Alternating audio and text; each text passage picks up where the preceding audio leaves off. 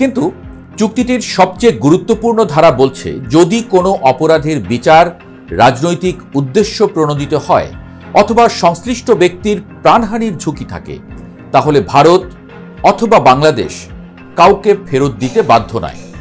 এখানেই বিষয়টি জটিল হয়ে যায়, কারণ ভারতীয় বিশেষজ্ঞরা বলছেন বাংলাদেশের পরিস্থিতি, রাজনৈতিক অস্থিরতা, শঙ্কাজনক নিরাপত্তা পরিবেশ এবং দণ্ডপ্রাপ্ত ব্যক্তির জীবনের সরাসরি ঝুঁকি, এগুলো ভারতের জন্য বড় যুক্তি হয়ে দাঁড়াতে পারে।